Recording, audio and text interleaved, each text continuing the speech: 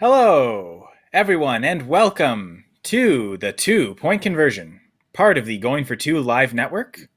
I'm Kyle Senra, one of your hosts. Joining me, my co-hosts, Dr. James Ferretti, the Fantasy Sports Doc, and the B League says, Dan, our show sheet extraordinaire, Twitter poll master. I don't know if you want any other titles, Dan, but feel free to add any you want. But welcome everyone, and again, feel free to comment, feel free to talk to us. But Twitter comments on the Twitter live stream won't work. We won't see them. So if you do want to comment and have us answer questions or say anything, have us see it, we invite you to go over to the YouTube feed, YouTube page, Going for Two live on YouTube, or the Facebook or Twitch page as well. Comments should work there. Yeah, and while you guys are over there on YouTube, drop us a like, hit the subscribe button. Doesn't cost you anything, and it helps us out. We really appreciate it. So Going for Two live, give us a subscribe. We appreciate it. A real pro, Doc. How are you both doing? I'm doing pretty good. It's the playoffs, right? Or is it? I don't know. Like, it's week 14. It feels like it should be the playoffs, but it's not the playoffs. Like, everything is all messed up. Are you guys getting that feeling too, or is it just me? Well, we got a couple leagues that are the playoffs, so we've definitely got that feeling for serious. Hi, Rob. How are you? We're not going there. Well, yeah, we won't fuss poetic on that too much, but yeah. But I think regardless of what time of year it is, there's going to be injuries that happen all the time. So we can kind of just get right into the injury talk we want. We're all kind of emotionally hurt. So Dan put a nice list together. I guess the real breaking news. We should start with tonight's injuries, right? Like that's Dan outlines it so nicely on the sheet. So the first thing happening, there's a few Rams players that just today were placed on the COVID list. So some people and I know I'm in a league or two where I've got Tyler Higbee in the spot, and I can't change him. I could drop him for like a Bryson Hopkins maybe, but for the most part, it kind of stuck in some lineups. So Tyler Higbee is one of them. But Doc, what do we know so far about who's affected right now for the Rams and who won't be playing tonight? Yeah, so this got ugly really fast because this felt like it was a really kind of bad week for injuries. We had been kind of having a couple of decent injury weeks, and then it felt like we got smacked in the mouth this week. And then on top of that, we got hit with a bunch of COVID cases just to add insult to injury. So Darrell Henderson was already out on the COVID list. So everybody was firing up Sony Michel, but then Jalen Ramsey and Tyler Higbee hit the COVID list. And as we kind of go through these guys, the other thing to keep in mind for fantasy purposes is, as we talked about last year and earlier this year, it's like once somebody tests positive on a given team, then everybody else on that team is at risk, especially the players that are at the same position as the players that tested positive. Like, no guarantees there, but it's not infrequent that we see somebody test positive, like we're seeing in Miami, where Myles Gaskin and Salvon Ahmed tested positive last week, and then Phillip Lindsay hits the COVID list this week, and then the question is there more to come? So there's a lot of that going on, and we can just I think it might be better to just roll down the COVID list and get all that out of the way, because there's like 10 or more guys. So we talked about the Rams. Alexander Mattison, fresh off of getting relegated to understudy duty again by Dalvin Cook's miraculous comeback from his shoulder dislocation, is on the COVID reserve list now. So the Vikings signed Wayne Gallman, so he's making his tour around the league. What's this, like his fourth or fifth team so far this year? But he has another stop there. Washington football team, Allen tested positive. So defensive player, but still ups their risk for COVID positive cases. Cedric Wilson on Dallas tested or is on the COVID reserve list. I don't know if he tested positive, but he's on the COVID reserve list. Josh Gordon for the Chiefs, and then Kadarius Toney, like that guy, talk about like a fall from grace. Like, he was looking like a monster potential league winner. Then he got hurt. Then he came back. Then he got hurt again, and now he's on the COVID reserve list.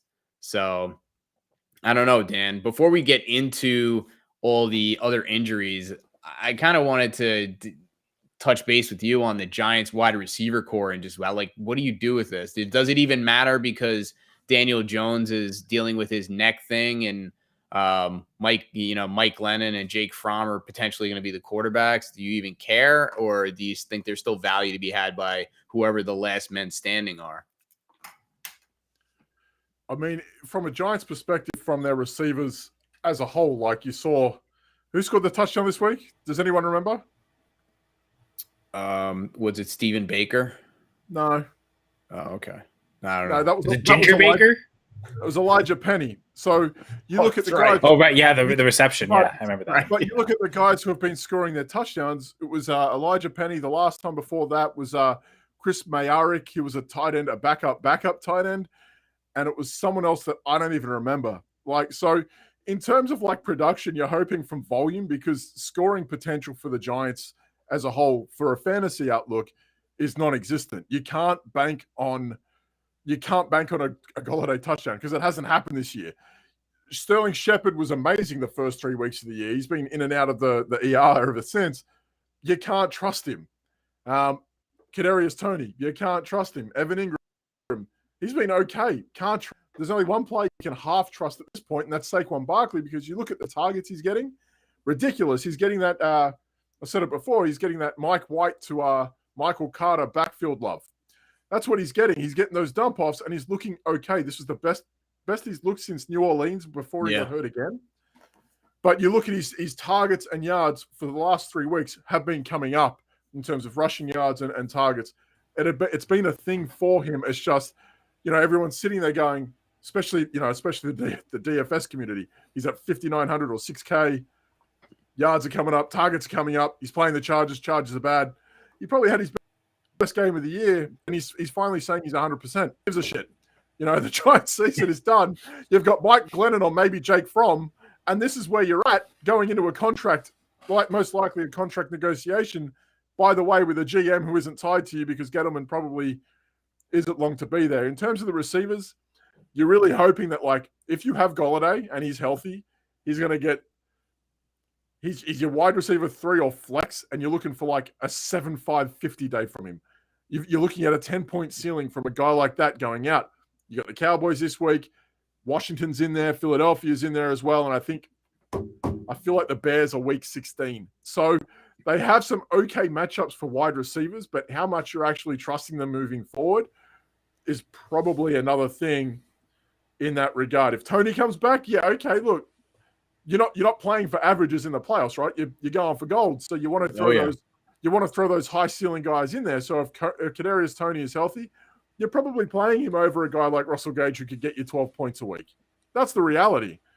But how much you trust it, that's a completely different ballgame. But they do get, I believe it's Washington, Dallas at home, and Chicago, I want to say, are on the road. I feel like that's their next 3 weeks in some form. So, it's friendly enough, but, I'm surprised Kenny Golladay hasn't, stayed true to form and disappeared after week 9 and come back in the offseason. Well, there's still a few weeks left. Speaking of the Eagles, Quez Watkins also also ended up on the COVID reserve list. So now the Eagles, in addition to is joining all the other NFC East teams that we mentioned on the COVID, yellow alert list. Sticking NFC East, I just want to stick with the Giants real quick. So Doc, about Daniel Jones. Yeah. Are we expecting this absence to permeate longer through the fantasy playoffs? Like, could Daniel Jones potentially be done for the season, or are we expecting him back as next week? Like, what's the range of outcomes here? Yeah, so the latest is that he's visiting a specialist, and I'm definitely getting worried here. Like, this is I'm starting to get some Chris Carson vibes here, where the Giants may opt to just shut him down. I don't know if they're going to do that or not, because, correct me if I'm wrong, they're not invested in him where they could just cut him at the end of the year and be done, right? I don't know nobody knows what they're going to do, but it's not. It was kind of a make or break year for him. He'd still have 1 year left on his rookie contract. Oh, they do. Okay. Well, then in that case, they could easily shut him down and lather, rinse, repeat for next year. The problem with that concept is if they have any conviction about any quarterback coming through next year. Remember, the Giants own the Chicago Bears first round pick, which I think Seattle winning this week They jumped the Giants and are only 1 or 2 behind the Bears. So you're looking at a position where the Giants could have the 5th pick. It's not like the Jets who have 2 picks in front of them as well. Right. It's not like the Jets are investing in a quarterback again. I know we said that about Rosen into Murray, but it doesn't look like that's going to be the case. Yeah. The two teams well, that ahead happened. of them, Murray was elite. Yeah, sure. But outside of Jared Goff with Detroit, who might not even take a quarterback next year, you're looking at Jacksonville ahead of them only as well. So if they really had the conviction to go after a quarterback from this year's upcoming class, now would be the time to do it. But it just depends on who's at the wheel, really, more than anything. Because all right, snap call here. I'm going to put you on the spot. Just yes or give me a name. Like, if you were on the hot seat and you're picking for the Giants, do you pick a quarterback at this time right now? Like, you're way too early, like rookie draft pick. Thoughts? What do you think? If I'm the Giants, or from a personal preference? No, you're the GM. Get them inspired. You have to go get one, because at the moment, this kid he's either unreliable or he's hurt. He gets bailed out by rushing. He gets bailed out by rushing, which is fine. But until they find that quarterback of their franchise for the next 10 years, they have to keep drafting one. So who is it? Who's the guy? Who's the guy? B-League? You're on the clock. No, you're on the clock. You gotta make the call now. I think they would be too high up to take a guy like Pickett. Matt Corral, I'm not over the moon about it. I kind of like Pickett a little bit more than Corral. Not by much, but I feel like those top 5, top 6 picks, I wouldn't be taking one of those guys that early either. We learned our lesson with Daniel Jones instead of taking an offensive lineman or whoever else. Oh, we can't. So we can't go down that rabbit hole again. It's only an hour-long show. I'm just saying that. I'm just saying, because there's been too many times where they've taken a quarterback early. Well, it's only really once, but or you could throw Saquon into that mix as well. Sorry. I think if they've got those picks early, it's got to be offensive line and figure it out from there. That's it. They need a line, because that line is just atrocious. I'm not sure this is the QB class to need a QB for. Like, this might be the one. Like, looking at this class, they might just say we're going to stick with Jones, honestly, right? Like, just because this doesn't look that great, frankly. At this point, what we've seen from Jones doesn't look that great either. They're not going to get anything worse from him. Like, that's, you don't want to be in the competition for the next year's class with a bunch of teams who are willing to come up either. You might have to gamble on someone. Yeah, fair enough. It's a risk either way, right? So, but I guess my question was Giants wide receivers for Dynasty. So I think we'll look at specifically Galladay and Sterling Shepard. I think clear top 3. I don't know if we could throw Evan Ingram in there too. I guess he's a free agent, so it's really tough to say. So we'll just stick with the 3 wide receivers. Again, doing this, like, let's say you have a startup that starts the day after the Super Bowl, right? Like, you won't have clarity on if the Giants are sticking with Daniel Jones or taking a QB or not. So you've got to kind of make this decision without that. How would you rank those 3 for Dynasty? I'll go first, Dan. Galladay for me, number 1. And the reason is his talent is still there. His price is never going to be lower. And this, to me, was always going to be like a redshirt year. Like, he's coming to New York, big free agent contract, inconsistency with the Giants. He's one of those guys where now the opportunity cost and the acquisition price is going to be way down. But all that upside that he had coming into this year is still there, and then some. And he's been injured and all that other stuff, but nothing catastrophic like he had last year. So for me, like, he's the guy because of the ceiling and because of the low acquisition cost. And it's not even, to me, it's not super close.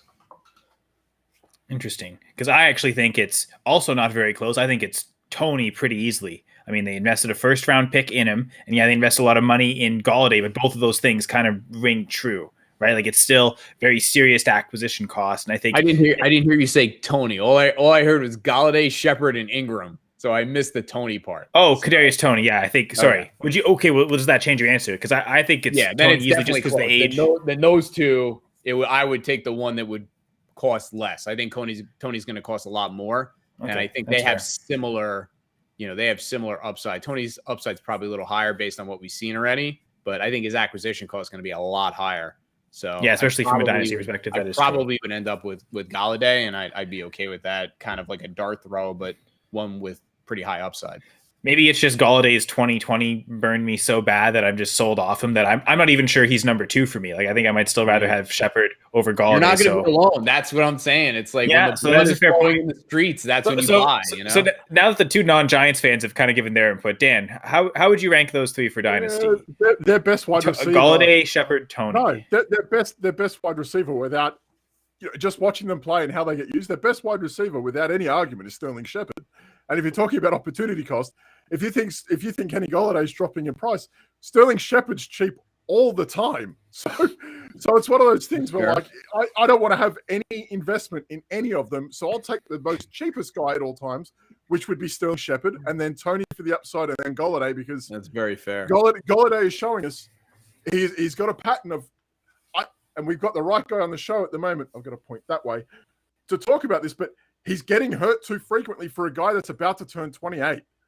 And that's a problem for me. But this guy, he hasn't had a healthy season since when? Year 2?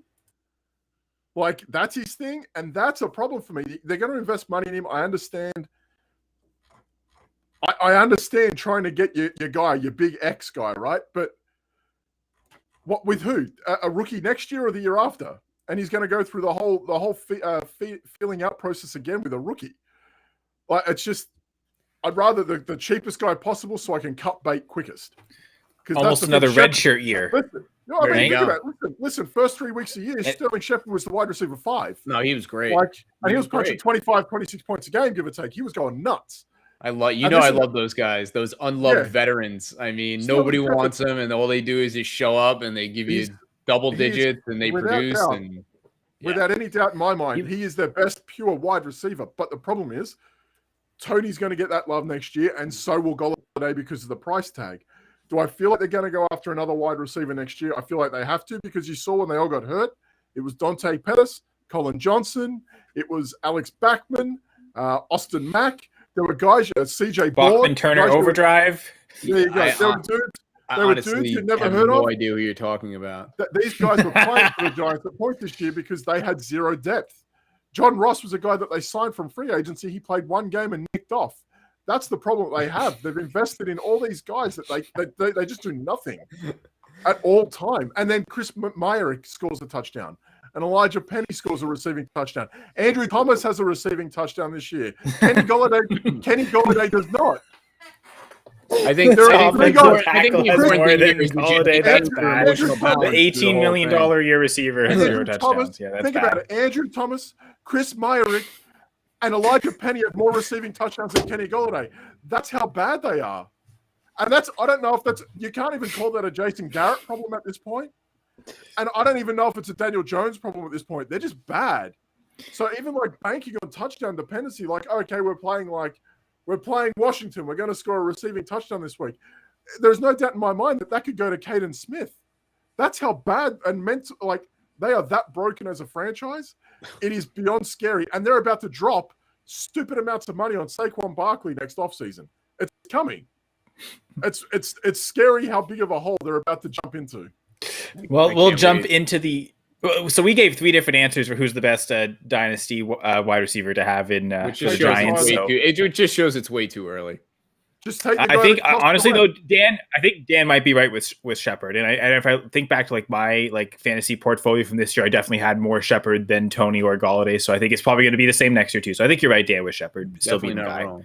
But we're going to jump to injury talk now, unless Dan wants to ramble more about the Giants. I was due. Hey, you started this, man. I had no intention. No, we asked that. I mean, it was like a backdraft. Like we opened the door and then it was just.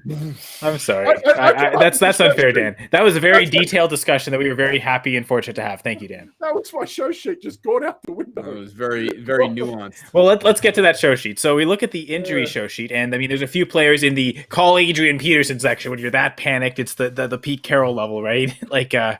So here we've got a couple of quarterbacks that just got hurt. Lamar Jackson and Josh Allen. Jackson is an injury. Josh Allen saying turf toe.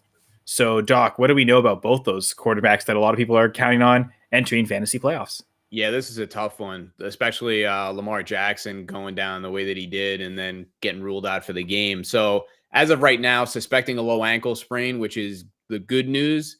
The bad news is that low ankle sprain still cost Saquon and Kyler Murray a month earlier in the year. So no guarantees here, obviously. Certainly better than it being a high ankle sprain, but just something we're going to have to watch practice reports on. And I'm definitely concerned that he could end up missing this week and maybe more. So that's where we are with Lamar Jackson. So fingers crossed there. Josh Allen, I'm getting a little more worried about this because initially they said turf toe, and then they didn't repeat that after he got the imaging. They just said foot sprain, which is very ambiguous. Now, technically, a turf toe is a type of foot sprain, but there's another type of foot sprain called a Liz Frank injury, which is what we really get worried about. And didn't want to say it. Yeah, they kind of speculated on turf toe and they gave all the right signs, but anytime you hear foot sprain and they don't quantify it, you have to be concerned about that. So, we could be seeing Mitch Trubisky again, and yeah, he may end up having a prominent position with all the quarterback injuries on some of these teams that are potentially going deep into the playoffs. So I guess Trubisky, I think, actually becomes kind of almost a priority ad in superflex leagues, right? Like I mean, do we know about Jalen Hurts? Like, is he going to be playing, or is Gardner Minshew starting? Like, I don't know if that's an interesting comparison between Trubisky and Minshew. Yeah, so it's a good call out because if you remember, everybody on the Eagles and some of the other teams kind of got forgotten about because they had a week that really bad Week 14 bye that kind of messed up a lot of people's schedules.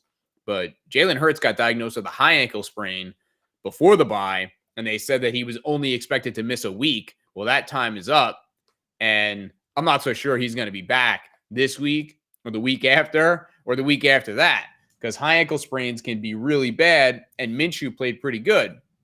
So, he probably was already added in two quarterback and superflex leagues, but maybe not. Maybe he got dropped because of the bye and things like that. So definitely do your due diligence there and make sure Gardner Minshew isn't hanging out there because he could potentially be a starting quarterback for the duration of the fantasy playoffs if everything with Jalen Hurts' ankle goes bad.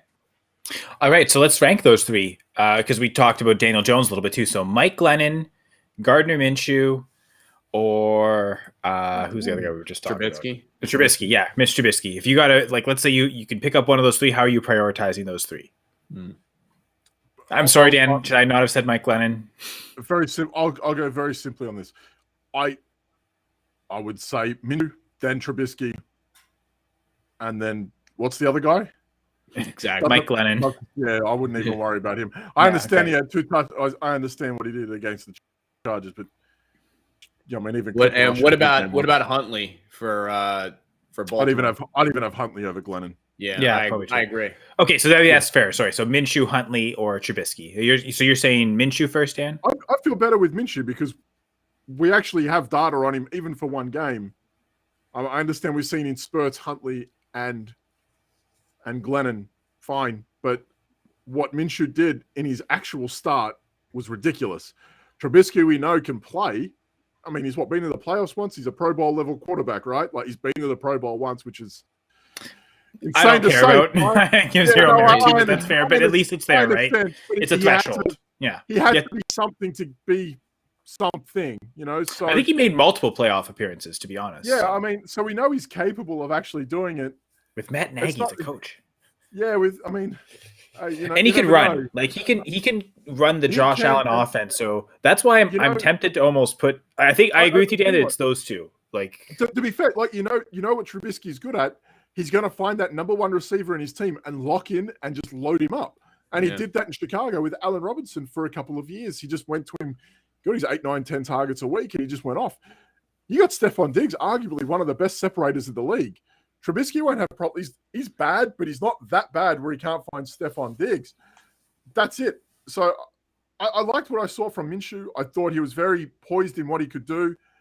He has that grit where he can grab you by the collar and get you to a win.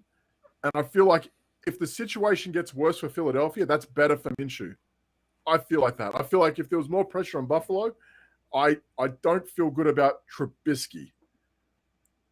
if that makes sense. The one thing I'll say too is not just injury. Like, I mean, if Jackson Allen come back, then Trubisky and Huntley are both the bench. But I mean, they might. There's a universe where Hurts could come back healthy, and they still say we want to just see what Minshew could do the rest of the season, right? Like he's got kind of the rhythm, like he's got these few games in a row.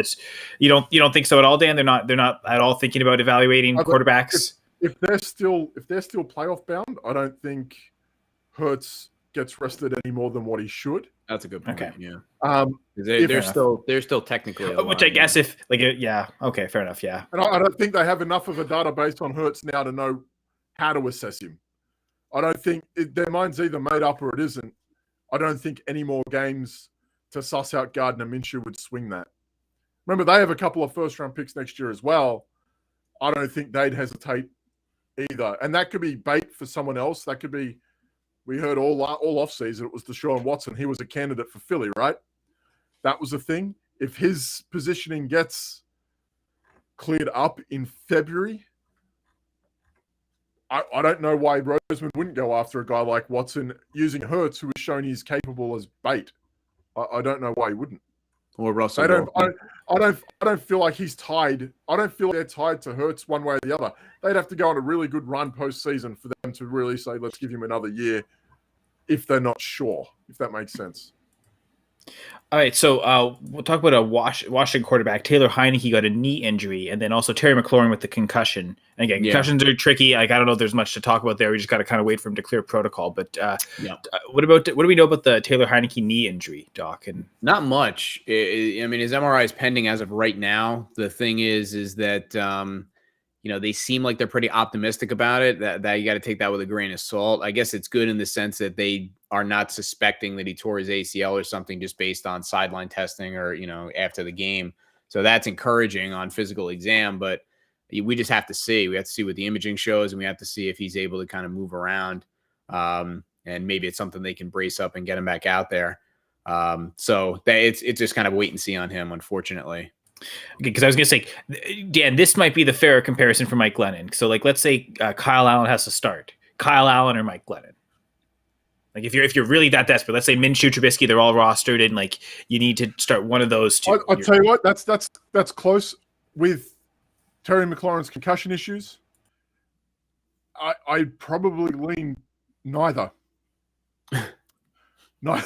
Okay, well, I thought you were going to say Glennon. I would lean Glennon just because, like, I think he's going to have more access to more weapons. He's also gotten a few starts under his belt too. So Glennon, well, how did he go? Sorry, let me double down on this because the game Glennon played when he came in was against Dallas, right? When Jones got his first head issue. So let me double check on that. I'll get back to you guys. Okay, so in the meantime, Doc, do you want to talk about more injuries, or do you want to talk more about Washington? No, I definitely don't want to talk more about any of that. Okay, so let's talk about Aaron Rodgers and Justin Fields real quick. So this is what's interesting with Aaron Rodgers. So he had a broken toe, and they claim that he had a setback. It's already broken. So now the question is, has the bone moved? So is it displaced where they can't kind of put it back and line it up and brace it up so it is at least approximating what it's supposed to look like normally? If it's not, in other words, like if the bone is now not where it's supposed to be and it's been moved significantly, he may end up getting surgery for it. I don't know if he misses any time for that, but that's still on the table. I mean, as long as he's out there playing, he's doing great, but there's always this specter hanging around that he could end up getting surgery if the Packers clinch a playoff spot or they're kind of locked into wherever they're going to be, and he misses a week, and that could be like week 17 when, for fantasy purposes, we would want him on the field for the championship game. So that's still a possibility. So just something to be aware of. Even though he's playing and he's doing great, it's like hanging out in the background is like at any time they could drop the hammer. He misses a week, and that could be a really important week for you. So if you're rostering him and you're utilizing him, you really want to have it in case of emergency break glass type situation, just in case you get the rug pulled out from under you on like Friday or Saturday going into the finals or something like that, because that could happen. Sorry, I'm giggling a little bit because Dan's just giving us some updates on the Mike Glennon. Devontae Booker got a touchdown. Another player that's not Kenny Galladay scoring touchdowns for the Giants. But I guess, okay, so Jordan Love or Kyle Allen? Who's the better speculative deep ad pickup if you're really that desperate? Love. Okay, just because the offense. Yeah, that's fair. Carl. Now, so anything on Justin Fields? I guess he looked well enough in the game last night. Yeah, so still having some pain with his ribs. He says it's manageable. I think that's going to pretty much be the same. And he injured his hand, his left hand, so his non-throwing hand. And X-rays came back negative on that. I don't really see that being an issue for him. If it was on his throwing hand, I'd be more concerned. But even if there is a broken bone in his finger on his non-throwing hand, I think they would still run him out there. And he's looked pretty good. So, even with all these injuries and things like that, his rushing upside really adds a lot of value. So he may have been forgotten about. It's one of those guys, do your due diligence, because he may be hanging out there. And, if you have Lamar Jackson or Josh Allen or, Taylor Heineke or one of these other guys, Jalen Hurts, you may be quarterback. You may need a quarterback going into your first playoff game. I mean, if you're just like streaming, right? Like if you're just going week to week streaming quarterbacks, and he's a streaming option, he might be someone that's like gives you like upside plus like over like just normal replacement level streamers. And maybe the floor is not so high as a rookie, but like certainly that ceiling's there. That rushing upside is enticing. Yeah. Now, so again, the way Dan does the show sheet, talking about like the call Adrian Peterson, like if you're that desperate section. So he's got a few players. He's got Aaron Rodgers listed. He's got Urban Meyer emotionally crippled listed, which is always funny. That's a hoot. A couple of actually not a couple of wide receivers, a couple of hamstring injuries here. DJ Moore and Damien Harris. So running back and wide receiver. We're cross position to kind of cover that same injury there. The hamstring injuries on both, Doc. Yeah, so DJ Moore, he just kind of got labeled as day-to-day. Doesn't really tell us much. There's not really a whole lot to say here. We just got to watch the practice reports. And, if I had to if you put a gun to my head, I'm kind of feeling like he's going to be out this week. But I've been wrong on these before. They really are a crapshoot. But hamstring injuries are tough, and it's tough to come back from that in a short time frame. So definitely really concerned about him. And then Damien Harris had at least the bye week to kind of work out some of his hamstring rehab.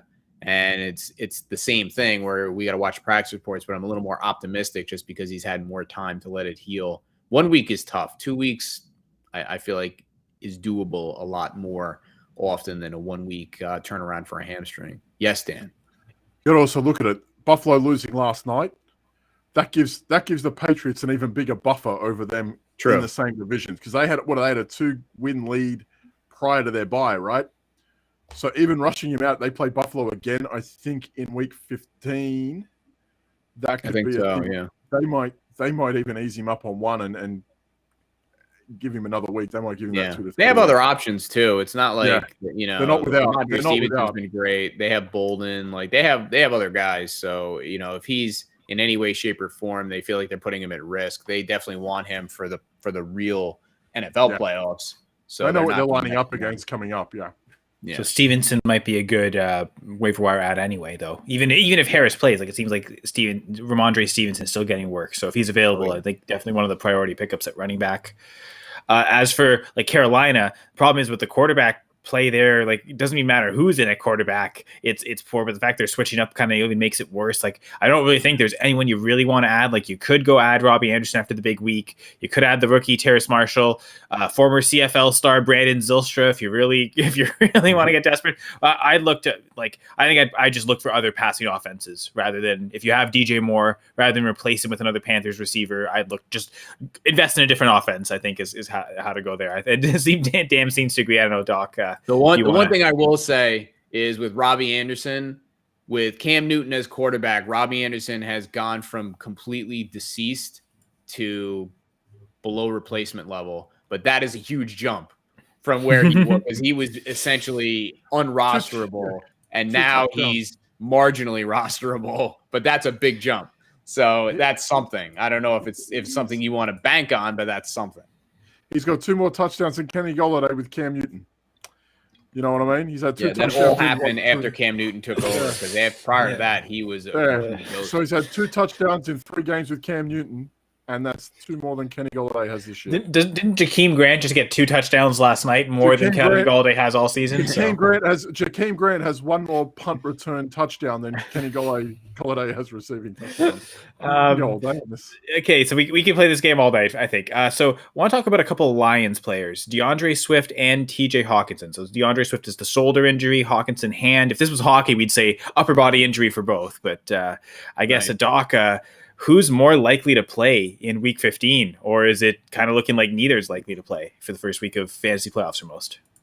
Well, if I had to pick one, I would say Hawkinson, just because he's got a hand injury. He missed this week. They're saying he's hopeful for week 15, but that's not great. The problem is that with DeAndre Swift and his AC joint injury, this was the exact same thing that derailed Christian McCaffrey. And the Lions, I think they're technically still mathematically alive for a playoff spot. Believe it or not, they're not. Okay. Then maybe they were until this week. But yes, I think they were just officially eliminated this weekend. Which is crazy that it's taken this long. I know. Almost. It feels like it's one of those that should have happened I think the rest of the conference sucks. I think that's the problem. And no enough teams are pulling away. We don't like to say they all suck. We like to say there's good parity. Yeah, that's a much better optimistic way. I'm a Packers fan, just kind of looking down. That's way too cocky of me. I'm sorry. Yes. DeAndre Swift we could not see him again this year, and that would not surprise me at all. AC joint injury is very painful. There is a risk of making it worse. The Lions aren't doing anything this year, so if everybody that was like holding out for the Lions to make the playoffs, now you can officially let that dream go. And they know Jamal Williams still on COVID too anyway, so they're still watching for that. If he's not active, I would say Jamar Jefferson's the guy to go with of the guys they have, but even then that may be like the Panthers pass catchers where it doesn't even matter. That was Russian roulette, that whole backfield. That killed a lot of people this week. So God bless anybody that goes back to that well if Jamal Williams is out and Swift I realize, we'll get to the rest of the Monday Night Preview, but we really didn't finish the injuries for tonight, too. We talked about the players on COVID, but there are a couple players injured. So Chase Edmonds has been activated off the IR with the ankle sprain, but isn't playing tonight. So he hasn't been active off the IR yet. No. Okay, my mistake. He's out. Okay. Well, yeah. Okay. Sorry. I thought they had activated him off the IR, but still ruled him out. But okay, not even active yet. So I guess that we're still waiting on Edmonds. But even next week, I think is not even for sure that he's playing. Right. But I guess my thing is even if he comes back, I think James Conner still is earned the status of must start every week anyway, because he was scoring touchdowns even when Edmonds was there. That's the thing that's been propping him up. So I'd say Connor's a full go on that. And then Beckham. The only thing to remember is James Conner likes to get hurt. So this whole situation could get turned on its head very quickly. So don't completely forget about him, even though you're right. James Conner's probably going to get more of a lion's share based on what he's done so far, but that could all go poof. Edmonds, I think, is worth rostering. But I would also I wouldn't start I don't have any Chase Edmonds on any team. He was one of my avoid players the most this year. So I don't know about you guys about that, but he's a player that I still his first week back. I wouldn't feel right playing him. He's someone that I need to see him 1 week first and then play him. So even if he comes back week 15, I wouldn't start him until week 16. But again, I'm not the best gauge of that for Edmonds in specifically. Yeah, and sometimes you don't have a choice, to be honest with you. Especially with all the injuries that we've seen the past week. It's getting pretty ugly down there. So you might not have a better option. Odell tonight, hip injury. It sounds like he's playing though, so I guess I don't know if there's much to talk about there.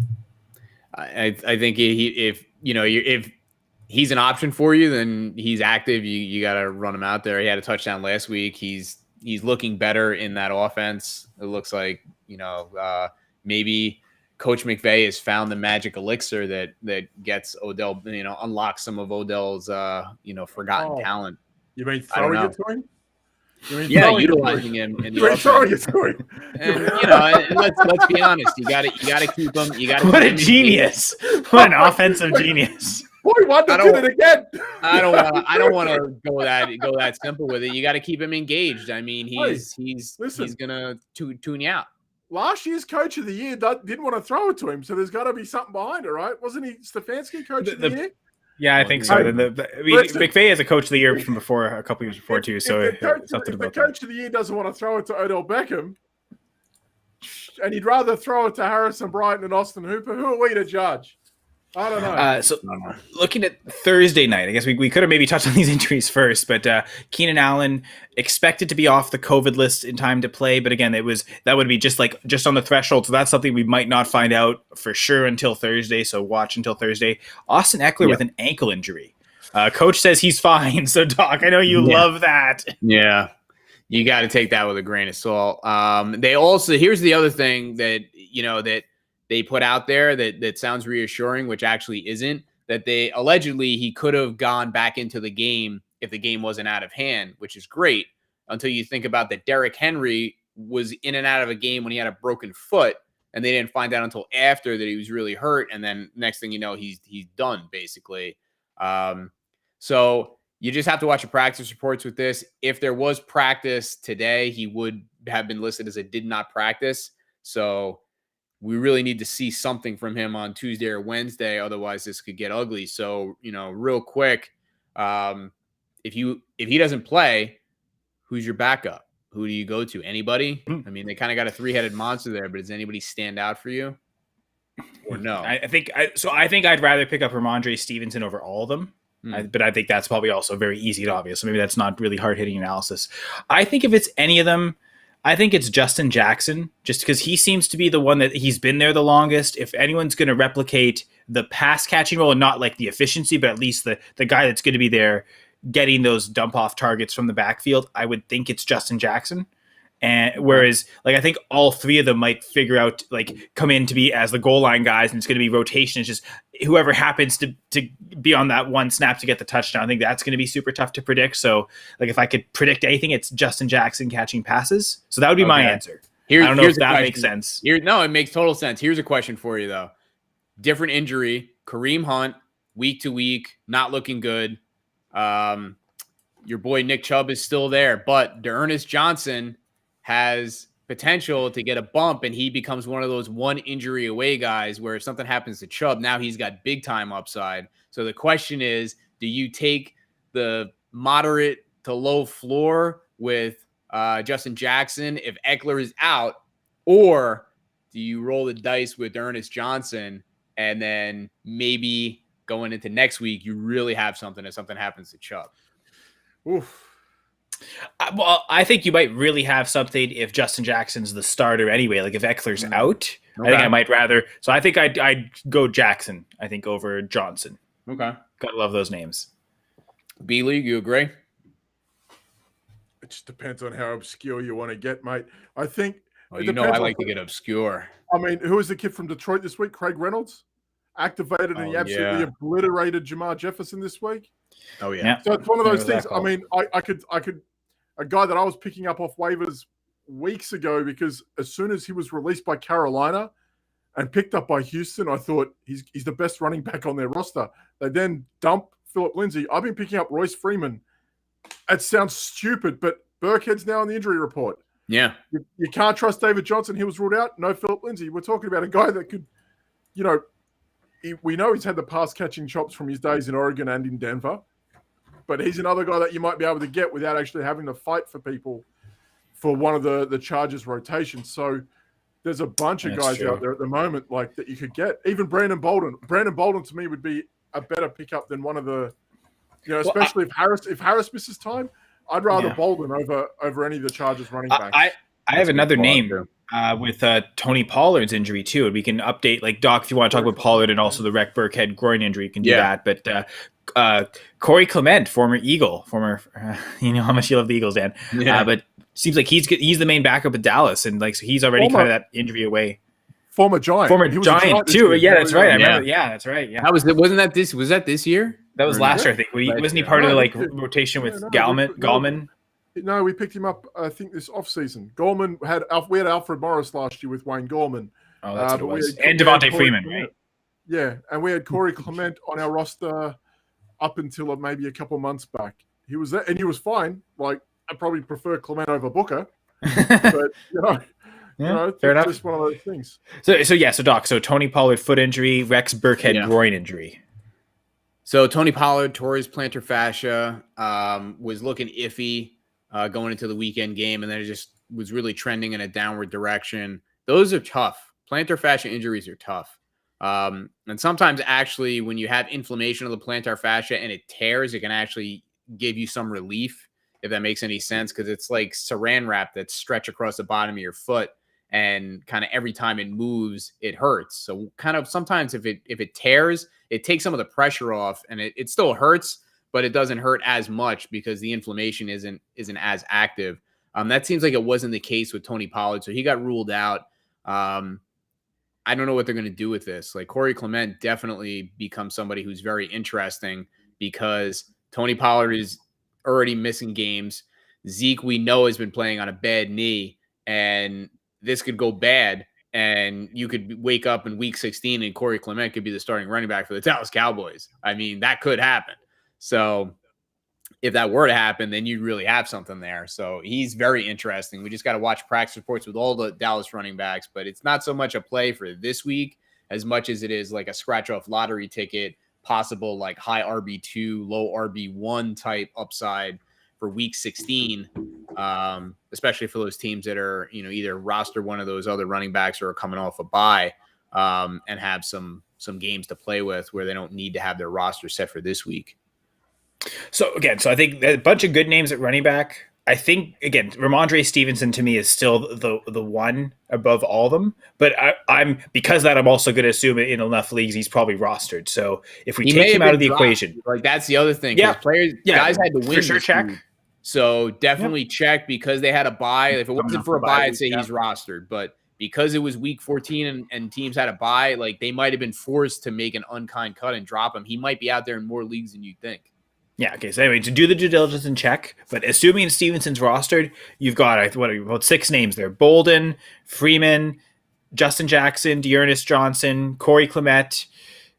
What's the name out of that? Like now that we've gone through them all, what are you guys pulling? I could also, if I can add in those boys at the Titans. Dante Foreman, right? Yeah. Yeah. I mean, if he's a guy that's still out there as well, I don't know why he would be, but like he's looking. You can almost right, but yeah, I mean, Foreman, he might even be actually right now Foreman or Stevenson. That actually might be a good discussion. I might even go Foreman. I'd probably go Foreman too because Brown doesn't look. But I mean, if your league is crazy enough, if someone is crazy enough to have dropped Derrick Henry, I'm just saying he's a guy you could probably look at the moment. If they're saying he's going to be back before the playoffs, he comes back week 17. I'm playing him. Like, I don't care. Yeah, no, that's I mean, he's not a Chase Edmonds where I'd want to wait a week. Like if he's active, you're playing.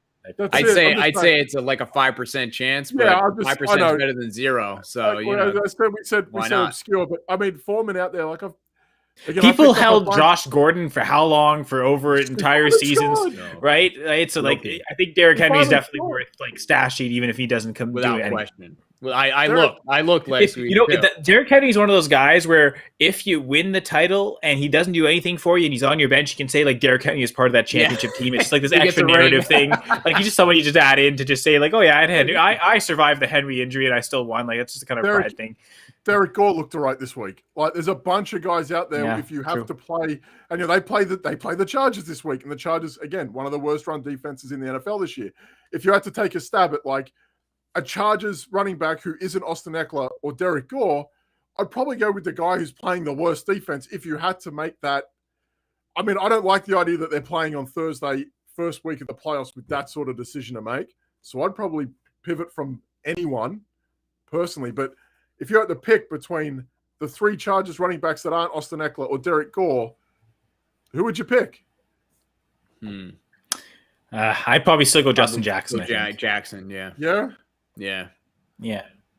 I think the only reason that Derek Gore had such a good game is because they were playing the Raiders and they were sorry about that.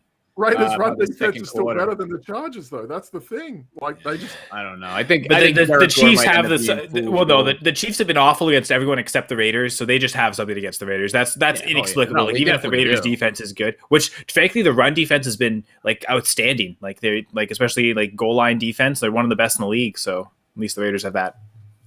It didn't look like it against the Chiefs, though. But the Chiefs seem to be able to do that to the Raiders every time. I guess so talk about running backs. Michael Carter expected back in week 15. Now, is that the name? Is like if because it seems like he'll be the lead guy in the Jets the rest of the way. Like there's no one in front of him. Like if he's back healthy, he's got it. It's okay. He's young. I think they've just been eliminated mathematically from the playoffs. So do they have to rush? Like, what do you think about Carter, Doc? Like, and his health more than anything. Yeah, I think he's really interesting. I don't know if he's going to make it back for week 15, but if he does, he's definitely worth a look for all the reasons that you said.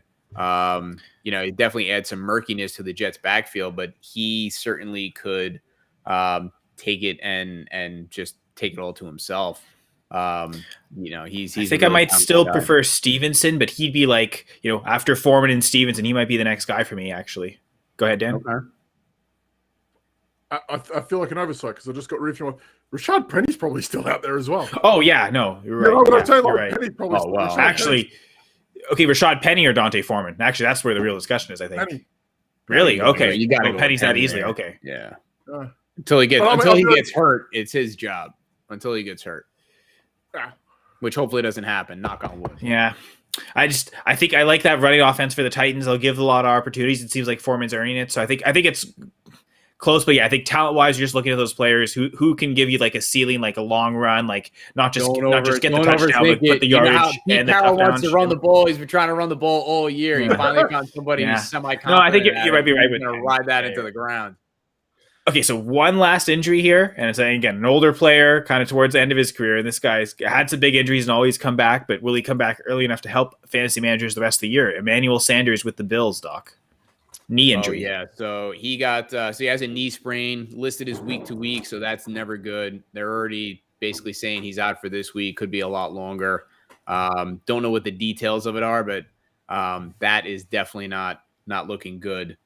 So very, very the Bills are just oof. I mean, after that walk-off touchdown by Tom Brady, then Sanders is hurt. They can't run the ball. Josh Allen shows up with a foot sprain. Like this is going from bad to worse really fast. Yeah, I think Gabe Davis looks like he was getting like red zone targets, end zone targets. So I think from a perimeter perspective, he probably replaces Sanders in the lineup in terms of like the role Emmanuel Sanders is playing. Yeah. I'm not sure he's gonna, I think you'd still probably predict Cole Beasley to get more targets on a week-to-week basis. But Knox has been doing great. Yep. Yeah, so, I think Knox. I think I have him ranked as right now early on in rankings this week, but I think as a top 5 tight end this week. So I'm not sure if he's available. I know I just picked him up in the league in one of my shallower leagues, like I think last week or the week before. So like there may be cases where he's available, and like he's probably better than most tight ends. Like if you don't have Kittle, Andrews, Gronk, or Kelsey, you're probably better off playing Knox than whoever else you have. So, we do have a question here. So let's actually get to this before we get to the Monday night preview. I'm not partnering with Renfro for right now for anything. Renfro and CH for Kyler Murray and DeAndre Hopkins PPR. But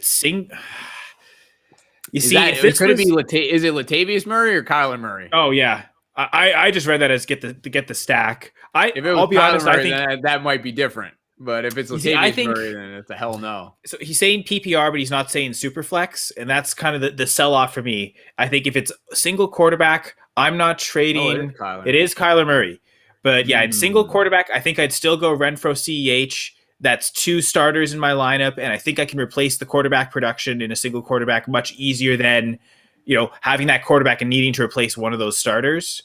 And again, I don't like trading away a running back and not getting a running back either. So I'm saying Renfro CEH side. It sounds like Doc as well. Dan, I'm going the other way. I thought it was Latavius Murray. It's Kyler Murray, and you get the chance for the hookup. And I mean, it's playoff time. You're going for upside. Listen, I love what Renfro's been doing. CEH, meh. We just wax poetic on Derek Gore or whatever the guy's name is, who's going to be selling Amway in the off season. I was like, give me the chance for the explosivity, and if it takes Renfro to get him, then because he could turn back into a pumpkin too. Like he's been doing great, but Kyler Murray with that rushing upside, and he's just been phenomenal all year when he hasn't been hurt. I would take the chance on it, and fortune favors the bold come playoff time. Well, is it too bold to say that I think Renfrow outscores Hopkins the rest of the season? Like, I don't think that's out of the case. It's right? not, but it's the hookup that gets it for me, because that's what you want in the playoffs. It's like you want to play out this scenario where it's like, okay, Hopkins gets healthy, Murray does his thing, and they just go buck wild in the semifinals or the finals, and they just kind of put up 75 points between the two of them. If this is Dynasty, I don't think it's even a question, right? I was kind of assuming this was to be. Oh, yeah, no, I think I'd agree with you. And well, I don't know. If this is Dynasty, this isn't even a question for me, because we're talking about Hunter Renfrow right now at his ceiling. Yeah, this is it. Right. I was assuming it was redraft. I'm not even thinking Dynasty. If it's redraft, here's my line of thinking. On any given week, Kyler Murray can outscore both Renfrow and Edwards-Helaire in the same game. He could outscore both of them combined. And then you add in Hopkins on. That's how I look at it. Like, I'm looking at total points. Murray, outside of Tom Brady at this point, because we don't know anything about Josh Allen's injury, Lamar Jackson's injury, Pat Mahomes has been all over the place. You're talking about arguably the best quarterback for fantasy right now being offered up for Renfrow and Helaire. Forget Hopkins. If that was just a trade on its own, I'd probably, if I was being offered Murray for Renfrow and Helaire, I'd probably take it, because at this point he's going to outscore every single one of them on a week-to-week basis. Renfro's good for 15. Helaire at maximum. He peaked this week as well because of the touchdowns, but on work basis, right? That's it. Like, we're talking, if he doesn't score those touchdowns, he's nowhere. So he's in a rotation with Darrell Williams and Derek Gore. Like, you're talking about on any given week, if those two aren't at their peak, even if they are, Murray's a chance at outscoring him. He's got 40-plus points per game potential. You're throwing in Hopkins on top for that corollary stack every day. I like, Hilaire's probably your third running back at this point because of how bad he's been through the year. He's probably your flex. And if you're a playoff team, you're not relying on him as your RB1. That's you're fair. not. Yeah, and you absolutely don't want that. If you're looking at it in terms of especially PPR, and I understand the appeal that and the stigma that Helaire comes with, Darrell Williams has done just as well in the receiving game as he has, if not better. There you go. So you're not really. I would look at Kyle. Helaire. Did we sway you, or is it still too long? Honestly, you might have. Maybe I was a little too quick to the other side. I get that's a fair arguments on both you guys. Renfrow being this good at the moment, that's great, but this is his peak, and he has to do that every week to repay that. Yeah. What he's doing on a bad week is what he's doing on a bad week. Hopkins does in his sleep. Hopkins can do what Renfrow does at his peak. And this goes a week back from way past that, and then for sure. I've got it written down in a little bit. There's only 3 games this year where Hopkins hasn't scored a touchdown. That alone is the potential that Renfrow has just for receptions alone. That's it. Let alone the yards and receptions that Hopkins brings with it. I don't know. I'd take Hopkins and Kyler Murray every day of the week. There you go. All right, James, I'll go grab Deontay Foreman to replace what Clyde Edwards-Hilaire's doing. That's fair. I guess we haven't talked about all those running backs just now. There we go. Okay, so James, maybe I was too quick to judge. So Hopkins, Murray side. So go make that trade if you can. And then Husker DB saying what's up, gents? So no Gladys tonight. So we are. Maybe we'll see. Hopefully, get Gladys back next week. Although I think Dan, you're not back next week. So let's go out with a bang. I think we made it through all the major injuries. As I'm looking at it, there's nothing else that stands out. So just for the Monday night game, so we got Rams Cardinals. We'll mostly just go through the poll results that Dan ever so graciously made for us on Twitter. So I guess actually one of the numbers, Dan, apparently you've got the key for the Rams, right? It's what is it? Holding the other team to under 24 points. Yeah, 24. Yeah. So the Rams, the 24.5 is the marker for the Rams in 2021. They are 8-0 when keeping teams under 24 points. 0-4 against teams scoring 25 points or more. Arizona has an implied total of 26.5 at this point. So speaking of 26.5, I just want to throw out there for the audience that I did an overnight last night, and I have been up for literally 26.5 hours straight right now. So that is my dedication to you, the audience that we love so much, that I chose being here and talking about fantasy football over sleep. And I love my sleep. So There So you go. I saw a blue moon rising before, so I Yeah. think you'll be sleeping all right soon enough. You got that right. All right. So we'll I guess the nighttime of the episode, just before we head out on this episode and say our Zeds. We'll say I'll say it in French or Canadian. Anyway, Arizona again favored by 2.5 against the Rams. And you guys are all still here. Okay, that's good. I didn't lose anybody. But yeah, so 2.5 point favorites for the Rams. So I guess with all this COVID stuff, the odds makers really haven't had time to adjust the lines, right? Like I haven't seen anything move based on that. I'll have a look.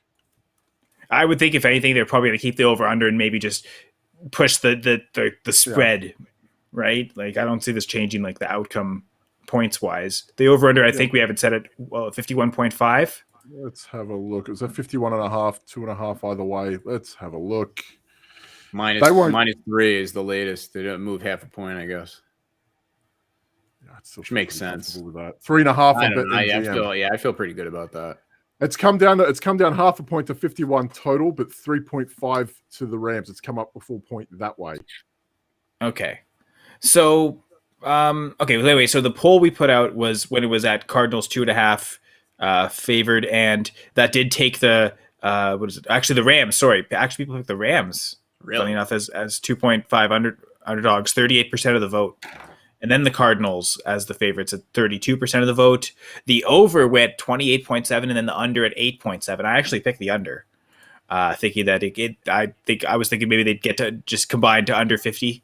So NFC West, good defenses, division games. Like we think it's going to be a shootout. Might not be quite as that. So that was kind of my logic on that. But apparently no one else agreed. I went Cardinals minus 2.5. I feel pretty comfortable with them at the moment doing what they can do. The Rams on the road aren't covering as well as you think. They're 5-7 covering this 5-7 covering the spread this year, and 2-4 covering on the road. So they aren't really covering on the road as a whole. Cardinals 9-3 this year, 2-3 as a home team and as a home favorite. So I feel a bit better about them covering as a home team and home favorite, more so than what I do the Rams on the road and what they've shown. I'm just not over the moon about them as a whole. Just some other stats as well before we go any further. Rams 6-5-1 over this year, 3-2-1 over on the road. Arizona 6-6 even, 2-3 under at home. So that's just with your over unders and against the spread would be what I mentioned before. So, Rams okay on the road with going over. Arizona are halfway there, give or take, but just in terms of covering the spread, even with 3.5, knowing that Ramsey's out, knowing that Tyler Higbee's out, knowing that Darrell Henderson's out, that's a problem. That's a problem for me because now you're hoping some back end rookie tight end can come in and play a role where I don't think they can. You're hoping that Sony Michel can play a role that, again, that Darrell Henderson isn't there. I don't know. Ramsey being out's a big miss for me. I don't know. I don't like that, especially traveling. I think Arizona are going to fancy themselves for a big win here. And it's the fact that it's happening the day of. Like they haven't had all week to plan it yet, right? Like they might have even there might have been a defensive back that they thought he wasn't playing. That's going to have to play now, right? Like that. One of their nickel, I forget their name, but their nickel corner is out as well. I forget who that is. I just had a mind blank. But there's same deal with the COVID. I guess, and then we get to the quarterback passing yards now suddenly. So we've got the over-under at passing yards set at Stafford at 282.5, Murray at 262.5, and I guess they set his rushing yards at over-under at 30 because the Murray combined yards are at 296.5. Yeah. So I know you put on the poll the Stafford over, Stafford under, Murray under, and then Murray over on the combined. Kind of thinking I was thinking, the Murray over that 265 is a little to see him a little lower than Stafford there again at home for Murray, and now knowing there's no Ramsey, especially I think for sure that line would be covered. So the interesting in the poll that it's only Murray under, and the poll results were Stafford winning the vote with 34% at the over. the 282. And then the next one with just over 30% was Murray, the over under combined yards. That's the one I picked, actually. Just like the idea of getting it in two ways, and then 20% for Stafford under and 15% for Murray under. Not surprising to see that one so low. What'd you pick, Dan? I actually went Murray under 265.5 passing yards, because I feel like the more that Chase Edmonds is out, I feel like I like Murray rushing a little bit more with just James Conner out there. I kind of like that. That doesn't mean I don't like Murray over 296.5 combined. I quite fancy that. I just think he might be on the move a little bit more than what we think. Do I feel like he might throw it a little bit more, knowing that Ramsey, he might get some, he might feel a little bit more brave knowing that Ramsey's not out there, and he might just start flinging it about. So obviously the vote was made before Ramsey was, that late withdrawal today, but prior, knowing that Ramsey was there and then nickel corner was in, I quite fancied Murray under 265.5. But now, all bets are off. You could hit the overs on that. He's going to fancy himself. Any thoughts on the quarterbacks? I actually fell asleep with my eyes open for a couple of minutes there. But while you guys are talking about that, I put in the bet. I did a parlay. I did the Cardinals and the over. So everybody out there, I've been drinking. I've been up for 26 hours straight. So I'm just putting live bets in on the air, and there you go. So that was my bet. $25 to win 50. The Cardinals with the money line and the over 51.5. So there you have it. Okay, so we know what Doc preferred there. We'll talk about the receiving props real quick. So they've got Cooper Kupp set at over under 91.5. A player we've talked about before already, or actually a couple players we've talked about. One is Beckham. The over under set at 46.5. DeAndre Hopkins as well. We talked about him. The over under tonight set at 58.5. And then also Ertz at 3.5 receptions. So looking at the poll, it's the over on all of those except Beckham. Dan, you put the under for that. Yeah, no one really got on that. Yeah, the lowest vote of any of the three polls, 6.8% on the Beckham under 46.5 yards. Wow, and I guess again, a lot of that was voted before we knew about Higbee. I'm sure, like, if with that information, even the one or two people who voted maybe wouldn't have even voted. We might have seen that at zero. It could also be more people. It could be people having more conviction on something else as well. That's true too. That could be it. That could be. That could feel a little bit. Yeah, I know what I voted here, but I also know that, like, I feel pretty comfortable knowing that he was going to do it anyway. So that's fair. So actually the most popular one was Kupp over 91.5 receiving yards, had 37.5% of the vote. It's just 0.5% below the Rams. Actually, again, that was the most popular pick this week was the Rams, 38% of the vote in their poll as 2.5 underdogs. Again, Ramsey out, Higbee out, and maybe that wouldn't be the case. But again, Kupp probably would smash this over line anyway. Next was amazing this year. Like, he figured, like, he's got it. Every week it's like, okay, he can't do it again, can he? And he does. His worst fantasy game of the season came against the Cardinals. Yeah, I think in full point PPR, I think it's the only time, or half point PPR, it's the only time he went single digits. It feels like he's coming, but he just finds a way. Like, even games where it looks like they kind of hold him under wraps, and the next thing you know, you look at the line and he's got like 25. And I don't think he goosed. I think it was like a 4 for 50 or something. Like, it wasn't a complete awful, but they just barely held him under double digits. I got it written down here. Kupp had 5 for 64 in week 6 against Arizona. So even that, like, that's his worst game of the season. Yeah. So that's a pretty good floor. Yeah. His worst game is a Hunter Renfrow special. Like, sorry, Hopkins got 34% of the vote, and then Ertz 21% of the vote on those overs. So Dan, I am curious what you picked. I went Hopkins over. I feel pretty good about Hopkins going over. I only 3 games this year without a touchdown. He has only 2 games this year under 50 receiving yards. That one of them was in his return game last week, which was a bit of a wash against I forget who it was. I think it was Jacksonville or someone just terrible. I feel pretty good about Hopkins this week. My concern for Zach Ertz was what would happen when Hopkins came back. Ertz pretty much drew a dud last week, and I kind of feel like Ertz will have a very big role going forward, but Hopkins, I kind of feel like, and this was before the news about Jalen Ramsey coming out as well. I felt pretty confident about Hopkins going forward in this game. I figured they'd be throwing it a fair bit. No Chase Edmonds. I felt pretty comfortable about more targets distributed his way. Who's that? That's Ertz there with the reception. Very good. So we should have gone there. It's very easy to go Cup over because it almost feels like a safe bet, which is mental to think that Cup at 91.5 yards is a safe bet. But Hopkins at 58 feels pretty safe as well, to be honest with you. You know, a year or two ago, Hopkins was in that 75 yards a game kind of realm. So, yeah, I feel all right with him. I feel all right with him this week. So what was your favorite line of all of everything that we put in the polls? I felt pretty good about the Cardinals minus 2.5 anyway. I felt pretty good about that. And then to see it's only come out a point, I'm not going to doubt the Rams defense. Not now, not ever. They're amazing anyway, with or without Ramsey. I'm sure they'll figure it out. But that's a lot of losses. That's a lot of problems that they have going forward into today. I kind of felt like the Cardinals at home, you know, they've had plenty of rest. I kind of fancy them this week to go over that 2.5. I felt pretty good about that. Home favorite. I like it.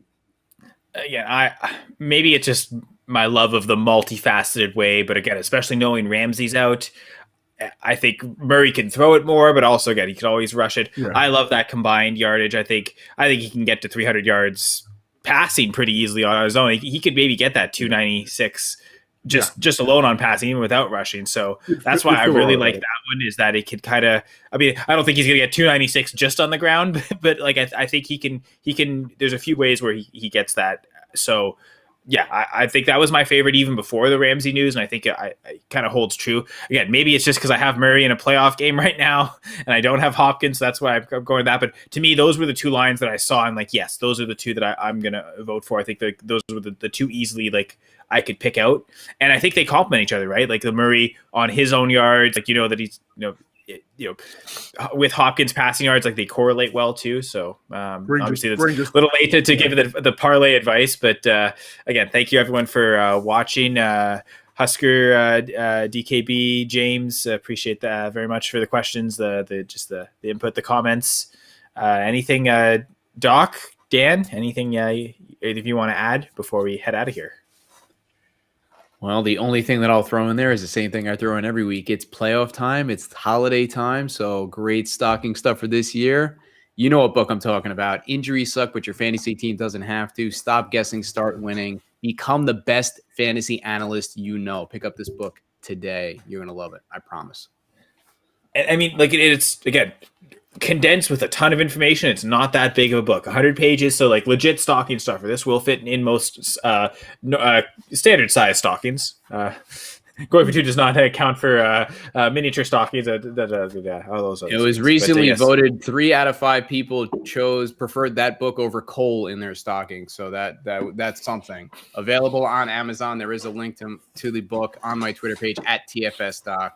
And to be fair, the other 2 people, one was a coal miner and the other one was a train engineer who needed it for his trade. So for them, coal is very valuable. Circumstances. I understand. I would go the same way. So but as a fantasy football analyst, I'd much rather have that book than Cole. Like, Cole Beasley in my lineup may be helping me, but Cole in my stocking, that's not going to help me win fantasy championships. But that book might. So yeah, definitely recommend that. And thanks, Doc, as always, for bringing the great injury advice. I like things that my kids can't. If I get Cole, I know my kids can use Cole. But a book, my kids can't read this yet. It's of no use to them. That's why you got to read it to them. That's why you got to read it to them, Daddy. This Daddy to me right now, if it comes with Peppa Pig, sure. That's the second edition. Matt Prater just hit one from about 53. But I think I started him in a league. But it came from a blown coverage for AJ Green for a 40-yard pass. They were off by about a handful of yards. They just, that's interesting. I'll bring something up in a minute. But listen, I think the number one thing to go for, you've got to play your cards right with those playoff games. Look for those edges of guys who are injured. We just went over it for the first hour of the show. Look for those guys, running backs. Like, find those running backs on high-scoring teams that can be that guy. If you want to take a risk on a Chargers guy this week, they're a high-scoring team. Play the roulette. You're going to have to get involved in it. Do you really want to go and get, Elijah Penny? No, you don't. But Corey Clement is a very big name to get. Like Corey Clement on the Cowboys is a very big name to go get because of the point potential that they score with Dallas every week. Yeah. You want past that. You don't want to get a backup running back. So, like, I love Royce Freeman. I've got no doubt I can truth it for him. Texans are good to put up 15 points a game at their best, and he needs to get 50% of their points to be fantasy viable. Do you really want to be banking on a running back for a team that might rush it 15 times and he could be in a split with Scotty Phillips? Probably not. You want to get the upside. You want the upside of the guys that are going to get that usage in high-scoring games. Foreman, I'm sure if Jacksonville gave the Titans some fight this week, Elijah Penny, we know that Seattle likes to score points. He's the guy to go get because they go up for 30 points a week if they can. Penny's going to have a role to play. Foreman, if the Titans get pushed, he's going to have a very big say in that. So those are the guys you want to be targeting. Do I want Benny Snell? No. For the love of God, don't keep a backup tight end on your roster this time of year. Single quarterback leagues don't have a backup quarterback. Your guy gets hurt, you'll pick somebody else up. Yeah. It's not worth it. Pick up that high upside, backup, running back, somebody like that could really make a difference for you. And, if your starter gets hurt, you'll find somebody else. But yeah, I say mind for that upside. Just great message could have stopped after tight end, not just this time of year. You don't really ever need a backup tight end, right? Like, like the way I see it, like if I'm going after a Kelsey, Kittle, Waller, I'll pick up a tight end their bye week or maybe the week before if I really want, like I really think there's someone there, and then I'll cut them as soon as that player's back from their bye week, right? Then if they get injured, then I'll worry about that then. But like for the elite guys, you're not worried about having a backup. I guess the only instance is if you're streaming too, right? Like if you're like going back and forth, like you've planned out, okay, I want this guy in the semifinals, this guy in the finals. Like you've kind of mapped out like for those ceiling games for those tight ends. That's okay to have too. But yeah, outside of having a tight end as insurance, because the thing is, if the guy's too good to drop, like let's say you had Travis Kelce and you just by accident you picked up Dawson Knox early in the year, and now it's like, okay, like he's here. You tried to trade him, you couldn't get rid of him. It's like now you might kind of be stuck. But other than that, totally agree with you. Like you're playing defense. You don't want to give him to someone, Dawson Knox to someone that might use him against you. Yeah. But like, the thing is like, if you've got a Travis Kelce and he goes down, there's no tight end you're going to have that's going to replicate what he does. So there's no point having that for insurance because it really doesn't exist. Like again, unless you get lucky on the Dawson Knox, Dalton Schultz this year. But for the most part, like I generally try to avoid backup tight ends. Like I don't even really like most starting tight ends, to be honest. So. But I do like all the listeners, again, viewers who watched. Appreciate that. Again, check out everything Going for Two live. It's kind of wrapping up the end of the year. I believe the Armchair Fantasy Show. I believe this will be their final episode. John Lobb's coming on, and John Lobb's always great energy. John, what a great way. Good planning. We'll say Jeff. I don't know if Foss planned that at all. I'm gonna assume that's mostly Jeff. Great playing there to get John Lobb in for the finale episode. That'll be great. Looking forward to that. But again, check out everything Going for Two Live on Twitter at Going for Two Live. You can also follow the Going for Two.com account at Going4_2. And I guess you can follow your co-host. Doc is at TFS Doc. Bands at the B League Says. Also Gladys at Gladys L. Tyler. And I'm at Center Says. Again, thank you all for listening and watching. Enjoy this Monday Night Football game, this NFC West showdown between the Cardinals and the Rams. And on behalf of Dan and Doc, again, I'm Kyle Senra. Guys, this was a lot of fun. Thanks. Love talking with both of you. And thank you all listeners for watching this episode of the 2 Point Conversion. All right.